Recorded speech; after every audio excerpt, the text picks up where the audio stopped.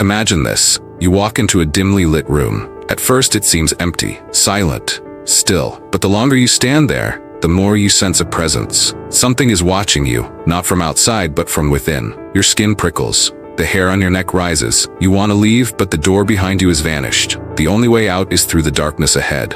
And then it steps forward. Not a monster, not a ghost, but you. Twisted, distorted, wearing your smile, but contorted. Speaking your thoughts, but with venom. It knows every shameful secret, every violent fantasy, every jealous urge, every repressed hunger you swore you never had. You try to run, but how do you outrun your own reflection? Carl Jung called this your shadow. The parts of you society told you to bury, the impulses your parents told you to be ashamed of, the desires religion told you were unholy, the thoughts you locked away in the basement of your mind and threw away the key, hoping never to hear them banging on the walls again. But they never stopped banging. You hear them in your sleepless nights. You see them in your irrational rage. You feel them in your unexplained sadness. They leak through sarcasm, slip out in cruelty, show up in addiction, sabotage your relationships, distort your perception, and betray you when you least expect it. The shadow doesn't disappear because you ignore it. It grows. And one day, it consumes everything. So here's the paradox. The very things you fear inside yourself, the aggression, the lust, the envy, the despair, are not your enemies. They are the keys to your freedom. You were taught to fear them. But what if the path to peace doesn't come from slaying the dragon, but from turning toward it and listening? Jung didn't believe in slapping a smile over your wounds. He believed in descending voluntarily into your inner chaos. He believed healing wasn't light without darkness. It was the integration of both. And that until you face the shadow, you are not truly free. You are merely possessed by the unseen. Think about it. How much of what you do each day, what you say, what you hide, what you chase, is not driven by your conscious will, but by something deeper, something darker, something unacknowledged? Why do we sabotage the things we claim to love? Why do we fear authenticity more than failure? Why do we feel empty, even after achieving what we thought we wanted? And why do we keep seeing monsters in others? Arrogant bosses, selfish lovers, cruel strangers, yet never stop to ask what part of us they are reflecting. You say you want to be free, but what if true freedom requires entering the very prison you've avoided your whole life?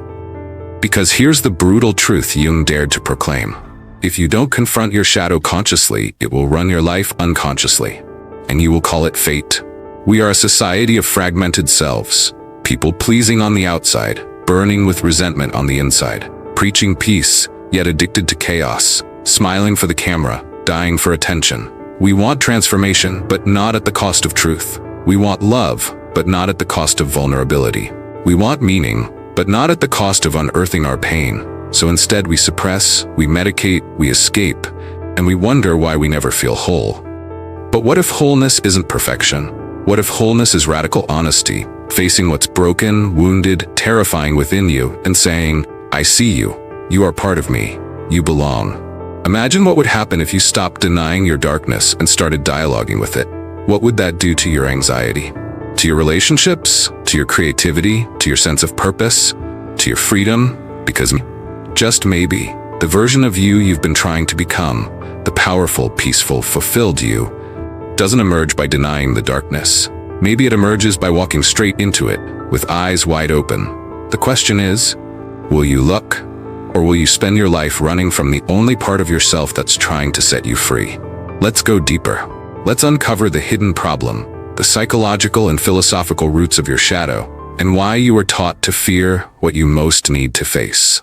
As infants, our entire emotional palette, joy, anger, fear, desire, was on full display. A baby does not feel shame for crying too loud or laughing too hard. It does not question whether it's too needy, too aggressive, too curious, or too sensitive. It simply is, whole, undivided, unapologetically human. But then, the world begins to carve us up. Don't talk back. Boys don't cry. Good girls don't get angry. Be polite. Control yourself. Act normal. Slowly, certain parts of us are rewarded, while others are rejected. We adapt as we must. We learn that love is conditional. Acceptance comes with a price. Survival means sacrifice, not of our bodies, but of our inner selves, and so begins the exile. The traits that win approval, obedience, kindness, helpfulness, are brought into the light. But the rest, rage, pride, lust, rebellion, are banished into the dark, shoved deep into the subconscious. What's not seen is not judged. What's not judged feels safer. But as Jung warned, the most terrifying thing is to accept oneself completely. Because that means meeting the monsters we were told to silence. And worse, it means realizing they were never monsters at all. Your shadow isn't evil. It's excluded. It is made of every part of you you've disowned to meet the expectations of others. Every truth you swallowed to avoid conflict. Every need you buried to be accepted. Every scream you silenced to be loved. That repression doesn't disappear. It mutates. It becomes bitterness in your voice when someone crosses your boundary. It becomes anxiety before every decision because you no longer trust your own instincts. It becomes people-pleasing so compulsive that you lose yourself completely. It becomes envy masked as self-righteousness, cruelty disguised as justice, and insecurity cloaked in perfectionism. To understand this is to understand the psyche's great deception, that by cutting off parts of yourself, you can become better. But in truth, you become a stranger to your own soul. Carl Jung's entire psychological model is built on this premise of integration. Unlike Freud, who sought to uncover repressed desires primarily through analysis, Jung believed in reconciliation, bringing the darkness into conscious dialogue with the light. He coined the term individuation to describe the process of becoming whole, not by becoming good, but by becoming complete. Individuation is not self-improvement, it's self-confrontation. And confronting the shadow doesn't mean letting it run wild. It means acknowledging its presence, its roots, its messages, and making peace with what you find. But why do we resist this so violently? Because the world we live in is addicted to image. Look around. Curated selfies, motivational quotes, false humility, exaggerated virtue. Everything is performance. Everything is packaging. And we are taught that worthiness is synonymous with likability, and likability with conformity. But as Nietzsche once said, the individual has always had to struggle to keep from being overwhelmed by the tribe.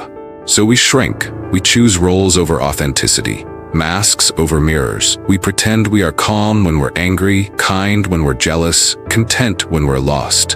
And the shadow grows. Every culture has its own version of suppression. In the West, it's sin. In the East, it's karma. In religion, it's temptation. In modern psychology, it's negativity. But at the root of it all is the same delusion, that we can be clean without being whole. But nothing truly disappears in the psyche. What you exile returns in disguise. This is what Jung meant when he said, what you resist not only persists, but will grow in size. Thinkers like Viktor Frankl echoed this sentiment. Frankl, a Holocaust survivor and psychiatrist, observed that many people suffer not because of trauma itself, but because they refuse to find meaning within it.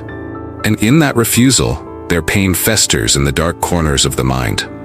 Arthur Schopenhauer went even further, claiming that the human will itself, our relentless drive to avoid pain and chase pleasure, is the source of our suffering. We avoid discomfort at all costs, even when that discomfort holds the very key to our evolution. Aldous Huxley warned us in Brave New World of a dystopia not ruled by fear, but by comfort. A society drugged by pleasure, disconnected from the truth of their own souls. And Jean-Paul Sartre, the existentialist, asked, if there is no God and no objective morality, then what excuse do you have for being a coward in your own life? What excuse do you have? Because that's what avoidance of the shadow really is. Cowardice dressed up as peace. You can meditate for hours, go vegan, read philosophy, write poetry, post quotes from Jung and Nietzsche. But if you have not faced the part of you that hurts, that hates, that hungers, you are living in fragments. Your mind is a civil war. And society profits off your division. A divided person is easier to control. A person ashamed of their inner life will buy products to numb it. A person afraid of anger will never challenge authority. A person who distrusts themselves will seek endless external validation. Clicks, likes, applause, becoming a slave to the opinions of others. This is not freedom. This is psychological colonization. And until you understand the source of this internal dismemberment, you will never be whole. You will live in performance. You will speak in half-truths. You will chase authenticity while running from yourself. So let us pull back the curtain. Let us reveal the unseen consequences, how this disconnection has not only wounded your soul but restructured your entire reality. Because if you thought the damage ended in your mind, think again. It's in your relationships, your society, your very sense of what's real. You wake up tired, not physically, though you tell yourself it's that, but spiritually. You check your phone before your feet touch the ground. Dopamine, distraction, delay. You go through the motions, smile where you should, nod where expected. You wear your roles like armor, employee, parent, friend, believer. But beneath it, there's something else. A dull ache, a quiet scream, a sense that something vital is missing, and you're too afraid to look for it. This is the shadow's silent revenge, because when you suppress parts of yourself, you don't just bury them, you bury your life force. And what remains is a ghost version of you, smiling, performing, slowly fading. Here lies the tragedy Carl Jung warned us of. Not that the shadow makes us evil, but that denying it makes us empty. But the consequences don't stop with personal emptiness. They ripple outward, infecting every layer of your reality. Let's start with your relationships. You think you're choosing people out of love or logic, but often you are choosing them to complete your unconscious story. If your shadow contains unacknowledged abandonment, you might chase people who reject you. If your shadow hides a thirst for power, you might resent people who embody it, while secretly craving their approval. If your shadow contains rage, you might be drawn to calm partners to suppress your own fire, until one day, the volcano erupts. Every unsolved shadow becomes a pattern. Every pattern becomes a prison. This is why you keep dating the same person with a different face. Why the same conflicts repeat in friendships. Why one harsh comment from a stranger ruins your day. It's not them. It's you, trying to resolve an internal war using external players. And yet, you remain blind to it. Why? Because of one of the most dangerous forces in the psyche, projection. Jung called projection the exile of the shadow. When you cannot face a part of yourself, you see it in others. Your judgment becomes your mirror. The traits you most despise in the world are often the ones you most repress in yourself. You're not annoyed because your coworker is arrogant. You're enraged because you've never allowed yourself to express confidence. You're not disgusted by that woman's sexuality. You're disturbed because you've repressed your own. The more you hate something in others, the more likely it is part of your shadow. And projection isn't limited to people. It extends to institutions, ideologies, even entire cultures. We divide ourselves by race, religion, nation, class, not because these things inherently separate us, but because they give us an enemy to pin our shadow onto. Enter the world of politics. Have you noticed how the loudest moral voices are often the most secretly corrupt? How movements claiming righteousness breed violence? This is mass-scale shadow projection. It's not exclusive to one side. It infects all. Every time we create a villain out there, we avoid the one within. And society rewards this. Modern media thrives on polarization. It needs you to hate, to react, to click. It whispers in your ear, you are good, they are bad, you are right, they are wrong, and you believe it, because the alternative is too painful, that both heaven and hell live inside you. This brings us to another consequence, the death of personal responsibility. If all evil exists outside you, then you never need to change. You can blame your past, your parents, your government, your ex, your horoscope, your mental health diagnosis, anything but yourself. You can stay a victim forever. But when you disown responsibility, you also disown power. You remain weak, numb, dependent on others to rescue you from a life you refuse to examine. And so you seek escapes. Some people turn to alcohol, others to food, sex, work, religion, Netflix. Even wellness becomes a trap when used to escape the self. An addiction to yoga, breathwork, journaling, therapy, not as tools for transformation, but as sedatives for your deeper wounds. This is not healing, it's spiritual bypassing. You can sage your room, chant mantras, align chakras, but if you have not confronted your rage, your shame, your hunger to dominate, your fear of abandonment, you are not enlightened. You are asleep in prettier pajamas. The more you avoid your darkness, the more it controls you from the shadows. It chooses your lovers, dictates your fears, shapes your beliefs, molds your self-worth, and eventually it carves your destiny. Because the shadow doesn't just affect individuals, it builds civilizations. History is drenched in the blood of unintegrated shadow. Think of every genocide, every crusade, every war fueled by purity and righteousness. Behind it all, men who refused to face their own evil, so they projected it onto others. Jung once said, "The world hangs on a thin thread, and that is the psyche of man." He wasn't being poetic. He was issuing a warning. When we ignore the darkness within, we become dangerous, not just to ourselves but to the world. We raise children who inherit our wounds. We elect leaders who reflect our fear. We build systems that mirror our division. We become sheep herded by our own shadows, and we call it progress. But the most haunting consequence of all is this: you never become who you were meant to be. Because your genius, your intuition, your creativity, even your joy, are not separate from your shadow. They are born through it. The artist who has not faced their inner chaos paints in clichés. The leader who hasn't faced their narcissism exploits others. The lover who hasn't met their wounds will mistake possession for intimacy. You cannot skip the underworld and expect to reach the heavens. To repress the shadow is to abort the soul's evolution, and yet, most people will die without ever confronting it. Will you keep numbing, blaming, pretending? Or will you turn toward the fire and see what survives the burn? Because on the other side of everything you fear is the one thing you crave: freedom. But not the kind sold in slogans and self-help books. A deeper freedom, earned through confrontation, forged in the dark, found in the ashes of your illusions. Now comes the rebellion, the moment you stop running, the moment you reclaim your soul from the shadows, the moment you break free. There comes a moment, a crack in the wall of your ordinary life when the voices you've buried get too loud to ignore. It doesn't announce itself. It arrives subtly, in the form of restlessness, a chronic dissatisfaction, the sense that everyone around you is sleepwalking, that you are sleepwalking, that something within you is dying and you can't name it. And then it hits you. You've spent your entire life trying to be someone you're not. You've followed the rules, played nice, nodded, smiled, obeyed. You've suppressed your truth for comfort, your anger for harmony, your desire for acceptance. You've lived in fragments, a curated self. But the rebellion begins here, not against the world, against the false self. Carl Jung said, "One does not become enlightened by imagining figures of light, but by making the darkness conscious." This is your first weapon, awareness. To break free, you must see. Not just see the world, but see yourself. All of yourself. The good, the broken, the sacred, the shameful. You must stop flinching when your shadow shows up. Instead, you must ask it, "What have you come to teach me?" This is the shift. From suppression to integration.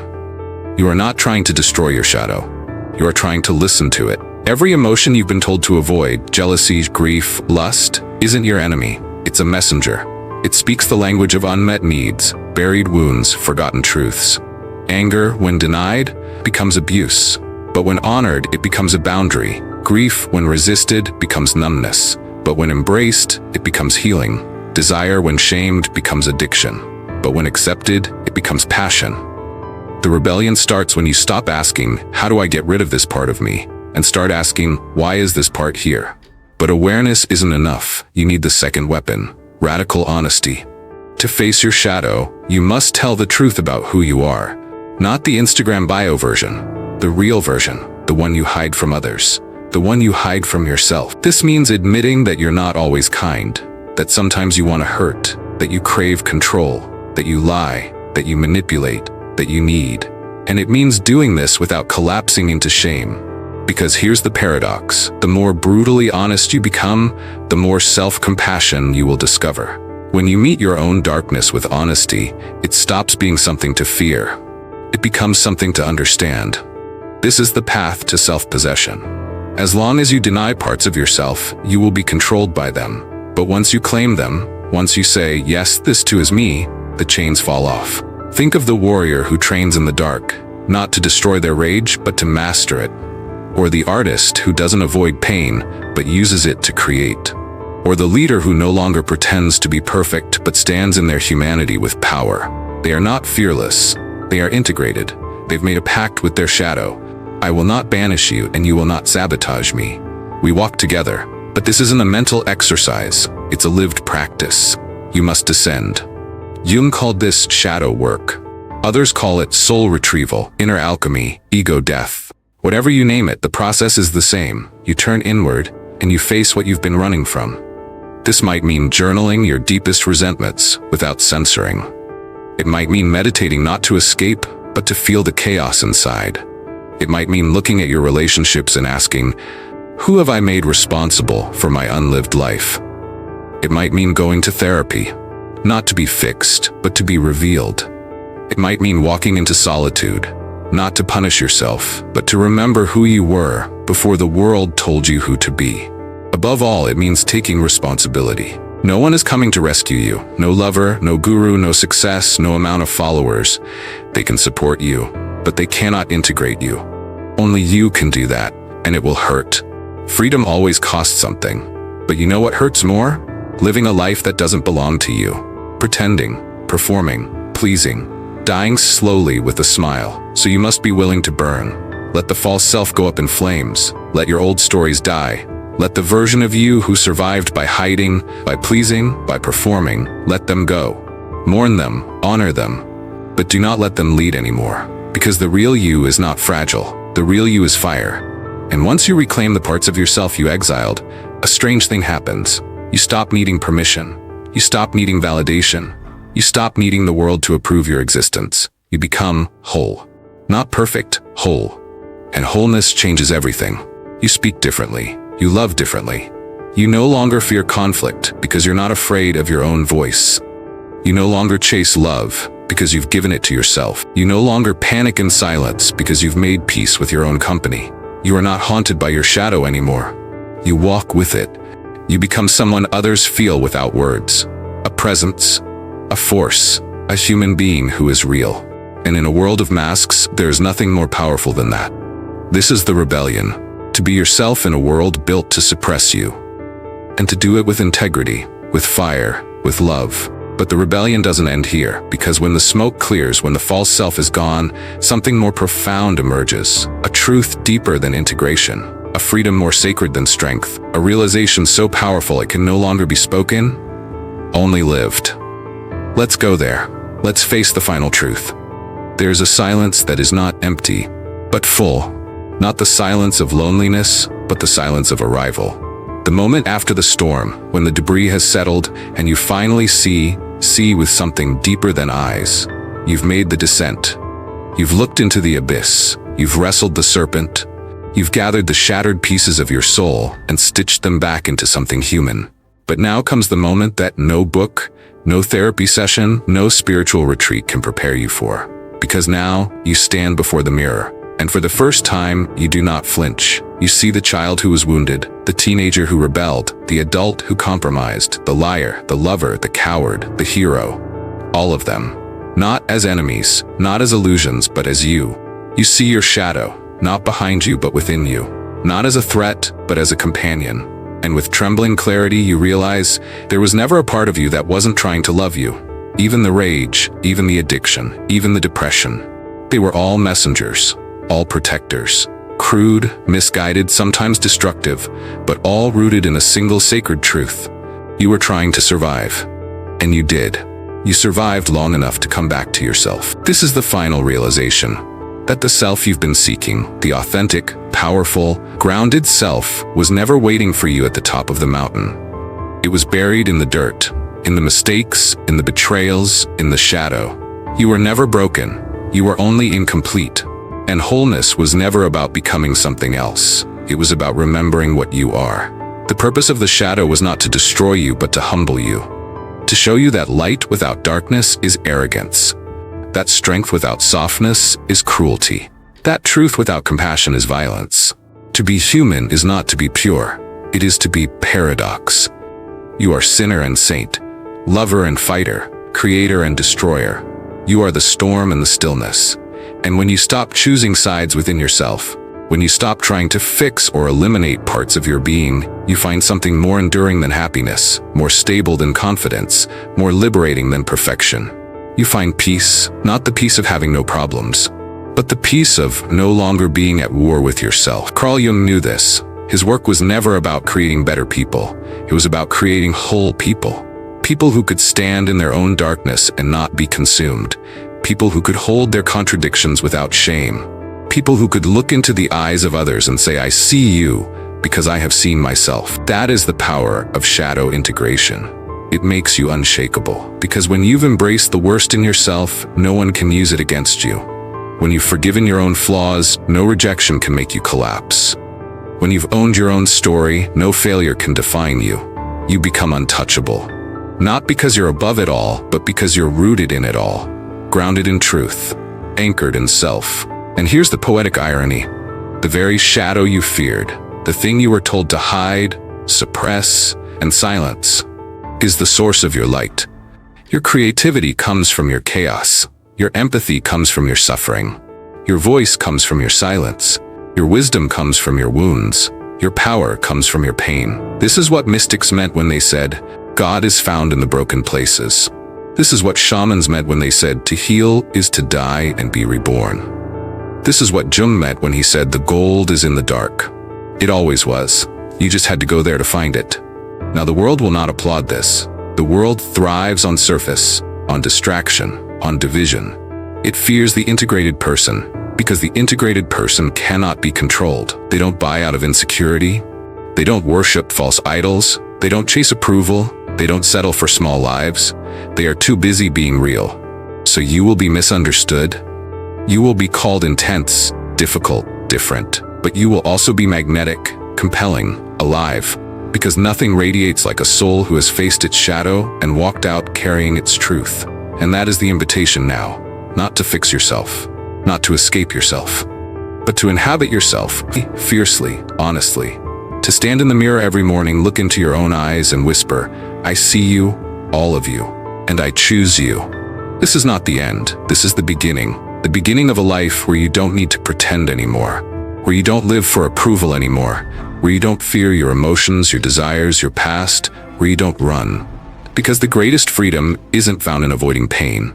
It's found in facing it and walking through, not as a victim, but as the author of your own soul. So take the step, not forward, inward. There is no monster waiting for you there. Only the pieces of you that were waiting to be loved. Now, go and meet them. Welcome yourself home.